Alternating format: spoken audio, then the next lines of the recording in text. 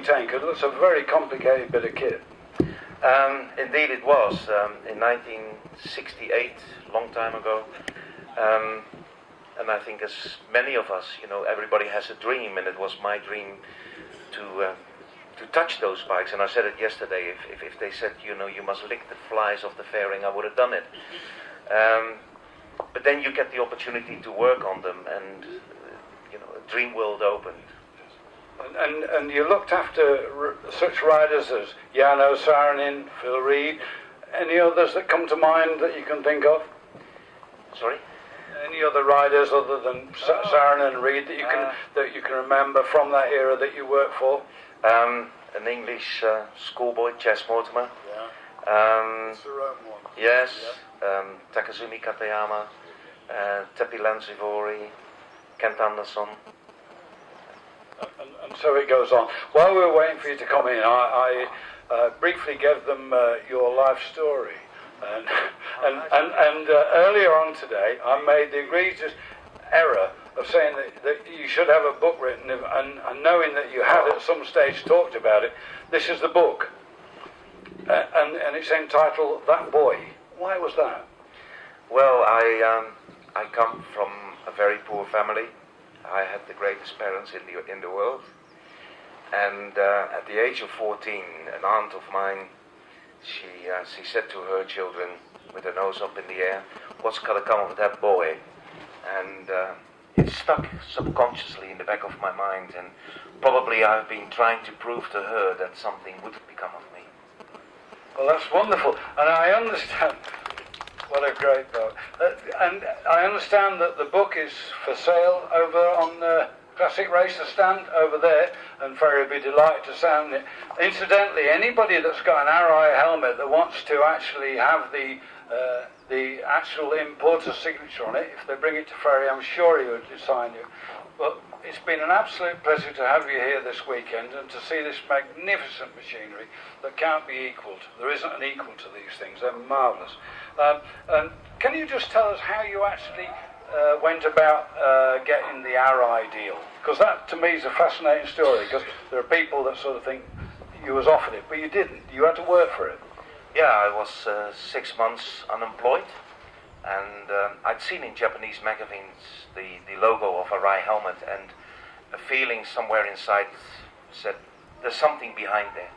And my wife and I, we, being unemployed, you don't get a lot of money, so we had to live off 200 euros a month, and we had 1,000 guilders in the bank, and I said, can I take that money to see if I can secure our future? And she said, what do you want to do? I said, well, I want to fly to Japan and knock on the door of Arai and see if, something can happen. So I flew to Japan. It took me 3 days to get there, and when I knocked on the door of Arai, Mr. Arai welcomed me, and he said, well, thank you very much. What you here for? I said, well, so and so and so. He said, well, I have no interest in Europe. He said, we do a little bit in the States and we do in Japan, but I don't know Europe and I have no interest in that. So anyway, I've been told by my father never to give up. So when I came back to Holland, I went with my father to the Milan show, took photographs of the helmet booths there from AGV and all them. And I realized that helmets had to be tested. So I wrote to the equivalent of BSI, and I said, would you be prepared to teach me? So I stayed there for 2 days, and they taught me, and I sent reports to Arai Japan. And then in April 1982, I got a telex message, come to Japan immediately. We pay for everything, so I went there. Didn't take me 3 days that time. And Mr. Arai said, look, I don't understand Europe.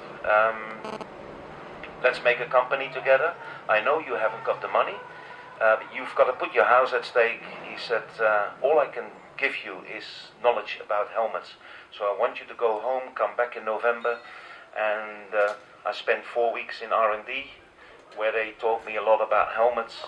And when I came back, I had 18 hours to think, how am I going to do that? Being a technician and not involved in commercial things at all.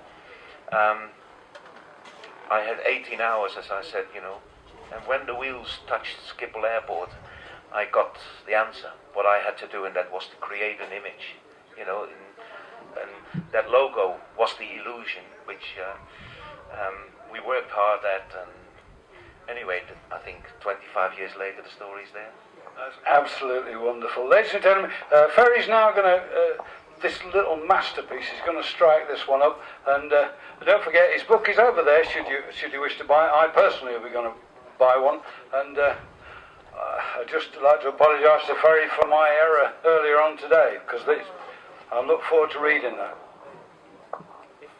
This is the last time that we're here today, and I'd like to thank everybody for coming here. It's for us the first time here, and I can honestly tell you that we've been to many shows, and I've never seen anything like it here at the Stafford show. It's absolutely fantastic, and even without bikes, I will certainly come back in the future to enjoy the passion, because this place is full of passion. So.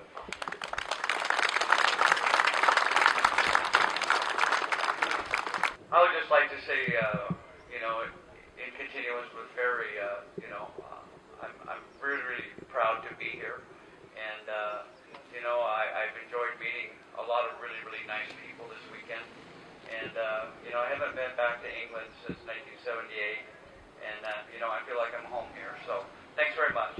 Brilliant. This chap, this Phil Reed here, this is the very bike that he's going to ride this year. And for those of you that do get over to Spa, and I'm being ever so serious, you must go to Spa. Phil's going to actually ride this very machine. And the Isle of Man, will he be riding it at Mallory? Righto. What do you think to that then, Phil? So it takes you back, eh? Well, yeah, it's actually fantastic to get on this incredible machine. I mean, it took me 2 years to sort the thing out, but in the last year, 68, it was really flying, and in actual fact, it was so fast that it caused Honda to withdraw from the World Championship Series. That's absolutely brilliant, mate. It is a fabulous bit of kit. And so this, will you try it before you ride it in the island? Well, I've already been to Osherstephen with Ferry to test it out and just to check his rebuilding out, and with a bit of advice from me, he's adjusted the carburation, and yeah, they're flying. Fantastic. Fabulous.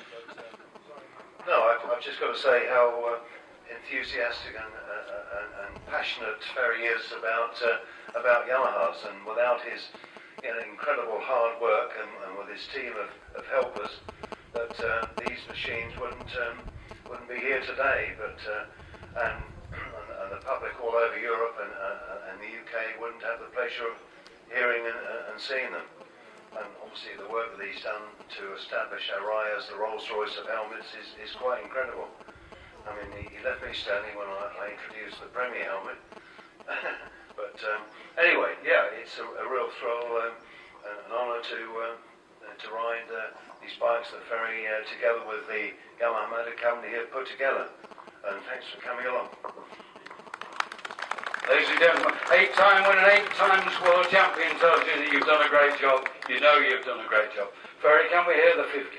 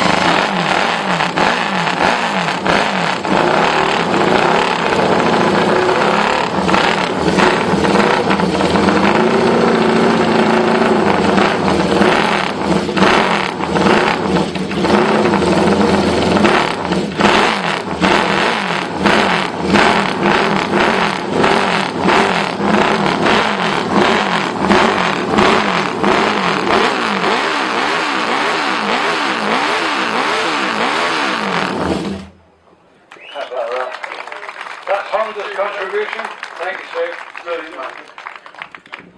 What a fabulous bike. Can you tell us, before we hear it running, can you tell us how it was conceived and what did you do to make it into such a fabulous bike? Well, it was just a dream, really, just to have a go, see if I could build one. It took me 6 years, and this is where we are. So what about the chassis? Went to Spondon, couldn't have met me one because they made the original race bike one. Yes, they could, if I could find an engine. Took 2 years to find an engine. They built the chassis. Fine, brilliant. And so what about, starting from the front end, what about the wheels then, mate? They're a bit special? Magnesium diamond 3-spoke, as genuinely fitted to the works bike. The forks are roll-ins, racing track. Unfortunately, the works bikes had white power. It took me 5 years, but I did find a pair last year, which I hope to fit later on. Spondon Twin Spar. What about the radio? That looks like a work of art to me. It is genuine Norton. I acquired it from the Norton factory, old stock, so I was lucky there. Motor is a 588 rotary, which was used by the works bikes. Water-cooled Yamaha 6-speed gearbox, OW31 to the technophobes. Yeah. And that was the only gearbox that would actually stand the torque that this thing produced in its heyday. That's correct, yes.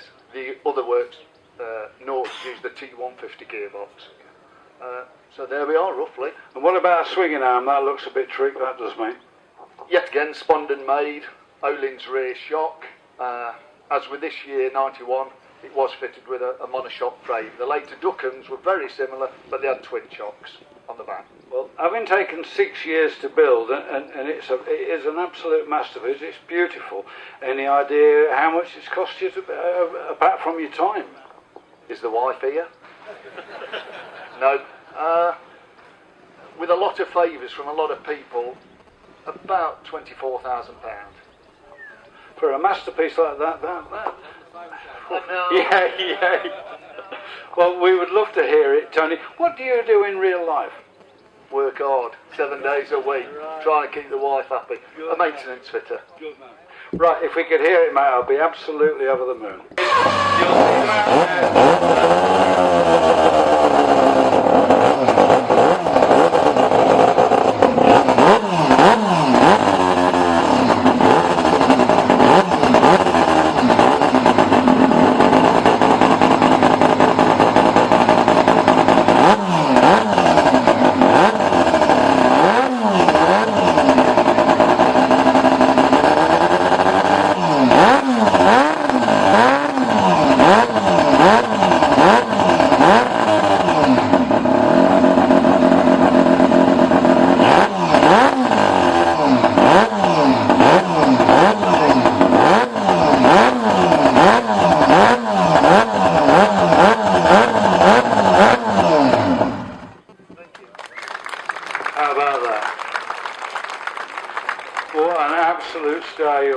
Thank you very much for bringing it here. Brilliant.